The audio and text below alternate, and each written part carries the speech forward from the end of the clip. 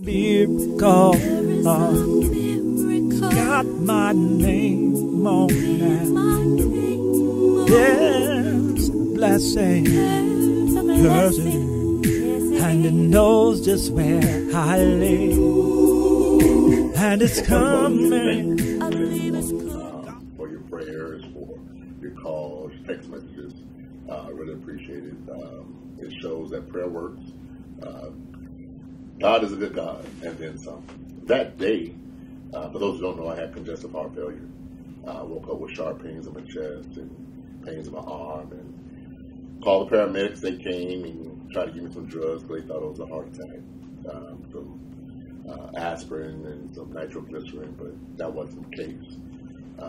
Went to James A. Haley Veteran Hospital.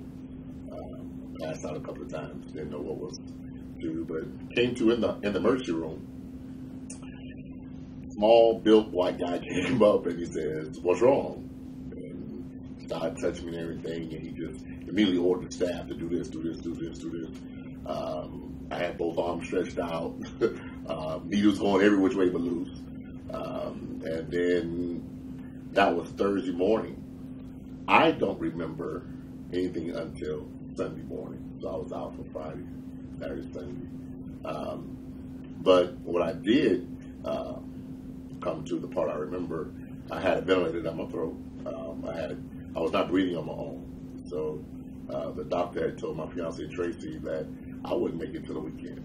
That she ought to call the clergy, and she said, "Don't need to call the clergy. We have our own clergy." She called Brother Harper and Brother Tucker and others, and room filled up with preachers. They immediately began to run tests. Come to find out I did have congestive heart failure. I was on the ventilator for 3 or 4 days, and that Sunday they immediately took it out. And when I saw the doctor for the first time, he came in looking like, why are you here? I'm like, you tell me. He says, "We didn't expect you to live this long." And to me, that was kind of harsh, coming from a doctor telling a patient, "We didn't expect you to live this long." So immediately in my mind, I'm like, okay, nobody but God. The pulmonary doctor came by, the respiratory therapist came by, and everybody came by with this question mark on their face, like, he's still alive. I was overwhelmed with the number of calls. The nurse at the nurse's station, she stopped calls from coming into the room because so many people were calling. And then to find out that at the Southside Homecoming in Rogersville, Alabama, they stopped their concert and actually prayed for me, little old me, and Demetrius. And as someone said, you never know how many lives you impact. And I'm glad I was able to experience that without having to die, to find out how many people actually care about you and are concerned for you. We began to talk, and my voice was very strong, and speaking in sentences, I was clear and knowledgeable. The doctor came in once again, and he was like, "What's going on?" And I told him, nobody but God. They didn't understand someone other than being a little overweight, that I was healthy, and how was this happening? When I went into the hospital, I was close to 400 pounds, 387 to be exact. When I left 2 weeks later, I was down to 333 pounds. So 50 pounds of that was nothing but fluid, and it had caused my heart to fail.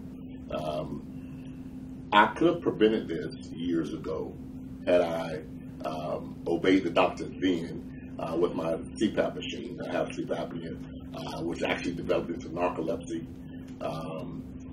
And because I was not using my machine properly or at all at times, it caused my heart to overwork, and that caused congestive heart failure. So now I'm at a point now I have to, if I want to live, I have to use this machine. If I don't want to live, hey, I got out on Saturday afternoon sometime, and I wanted to make sure first thing Sunday morning I was in worship. And people would say, "Well, you should stay home or rest and take it easy." See, if I could be there on Sunday, oxygen and all, I'm gonna be there. The crazy thing about it, in February, I just buried a friend of mine with the same exact problem. And that was, to me, touching to know that I was standing by this guy's bedside. And he died, but here I am. I live. And so that goes to say that God has something here for me to do. I'm glad that God told death to behave. And I'm glad that I had family, friends, loved ones that prayed for me. I'm Eddie O. Harper, Senior Minister. We want to invite you to come to be with us. We meet at 2909 Hillsborough Avenue, Tampa, Florida, Sunshine State, the Bay Area.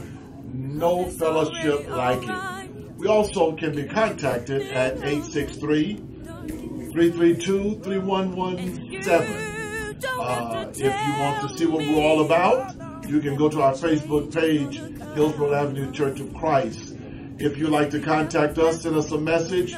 You can email us at hillsboroughAvenueCoc@gmail.com. We look forward to your visit, and if anything we can do to help you, please feel free to give us a call. I'll be peeping through my window, 'cause I know my blessings on